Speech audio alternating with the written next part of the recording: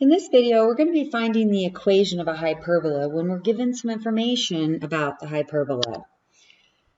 So let's look at an example. I've got this hyperbola that has vertices 4, 5, and 4, 1.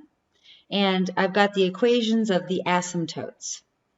So first thing we need to know is, what's the orientation of the hyperbola? Does it open up, down, or left, right?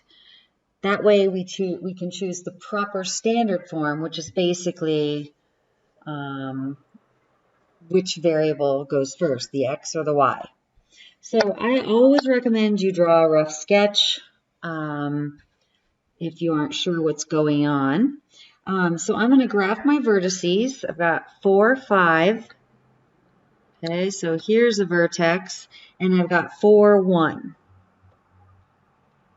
Okay, so my vertices are lined up on a vertical line, which means my transverse axis is vertical. So if the transverse axis is vertical, then that means the curves open up and down. So just a rough sketch. I do not know the shape of these, and I'm not going to worry about that. Whoops, wow, that was not even close. Okay, so I know that it opens up and down. So that means that my standard form equation has my y first. So it's y minus k quantity squared over a squared. Remember, a squared is always the first one. Minus x minus h quantity squared over b squared equals 1. Okay, so we need h and k. We need the coordinates of the center, and then we need a and b, or a squared and b squared.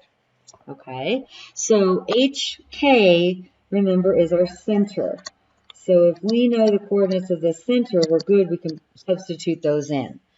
Well, a couple of ways we can look at it. Remember, the center is the midpoint between the vertices.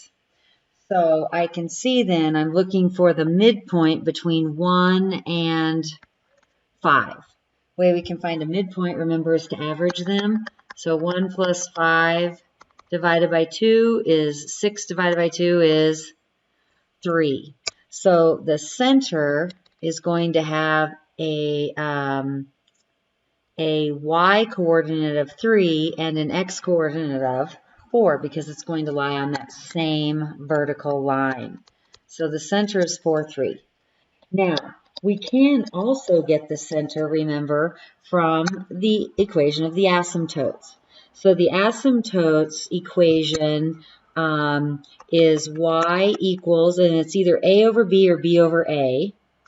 Well, if my vertex, the distance between my center and my vertex, remember, is a. So it's going to be a over b, rise over run. So my equation of my asymptote is a over b, or plus or minus, times x minus h plus k. So right here I can see that h is 4 and k is 3. So a couple different ways to get the coordinates of the center here. All right, so now we need a, or a squared. Oh, well, we know a. A is the distance from the center to a vertex, which I know is going to be a distance of 2. So I've got a is 2. So I could start filling this in, I suppose. So this is y minus 4. Whoopsie. That's y, so it has to be the y coordinate. So it's y minus 3 squared over 2 squared. And then it's x minus 4 quantity squared over b squared. And so we've got to find b or b squared. Okay, so how are we going to find b or b squared? Well, the only other thing we have that involves b is this right here, the slope. Okay, so I know the slope is 7, or plus or minus 7. So then I have something I could use. I know that a over b, the slope, is equal to 7. And you could say 7 over 1 if you'd like. All right, so I have an equation with 2 unknowns. I need to know what a is in order to find b, which I do because, oops, don't do that. because I know what A is. So I know that A is 2. Trying to find B, that's my unknown, equals 7 over 1. So you can solve that proportion however it works for you. You can cross multiply. You can multiply both sides by B and then divide. It's really up to you. So if you do the cross multiply, you get 7B equals 2, which means B equals 2/7. Okay, so I have B now. I can substitute that in the denominator here. So it's 2/7 squared. Okay, let's simplify that a little bit, those denominators, and then take a look at what we've got going on. You can see I'm going to have a fraction in the denominator, and that's especially okay if you're graphing. Okay, typically we do not see it left like that. So they would rewrite it so that we don't have a fraction in the denominator. So we could go to this alternative form of y minus 3 squared. Oh my gosh, come on. Y minus 3 squared. Ugh.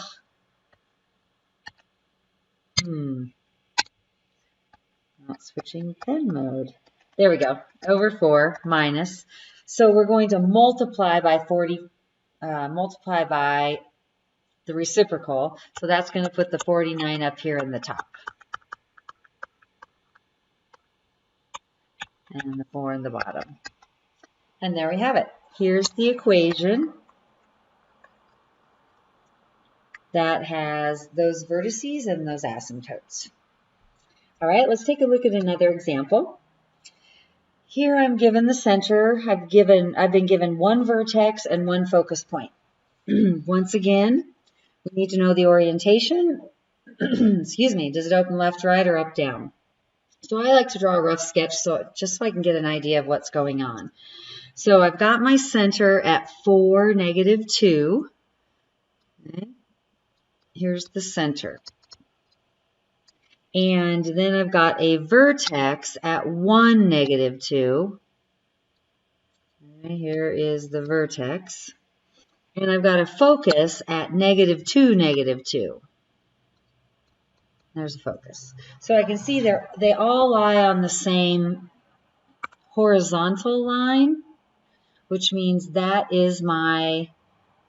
horizontal line is my transverse axis. So remember, the hyperbola curves open away from the center. The focus is inside the curve. So one of my hyperbola curves opens to the left. So I know if I was thinking about the picture, the other one would open over here to the right.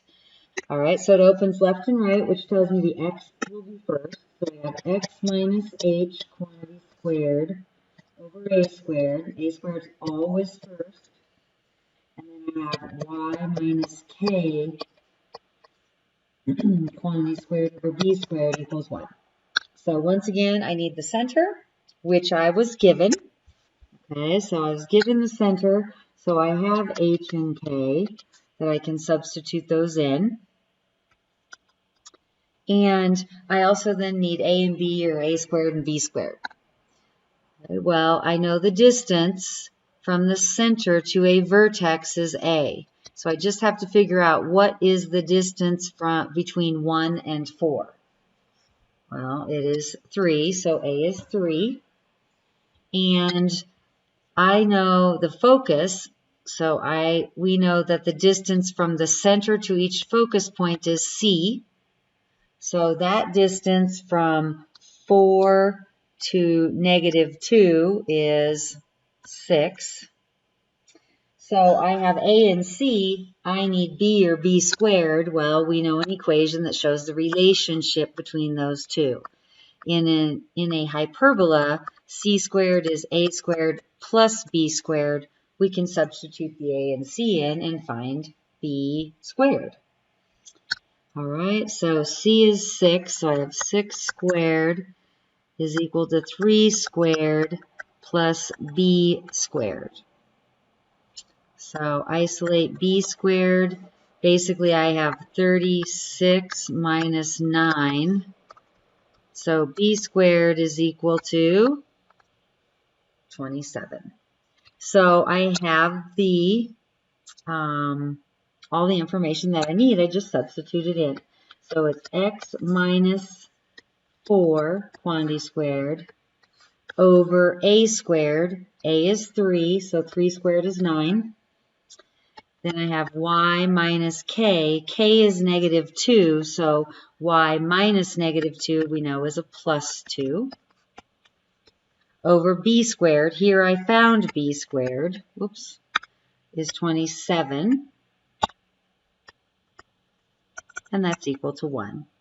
And here's my equation. Now notice, remember that we said in a hyperbola, a squared is not always bigger than b squared. And in this case, I can see that a squared is less than b squared. There you go.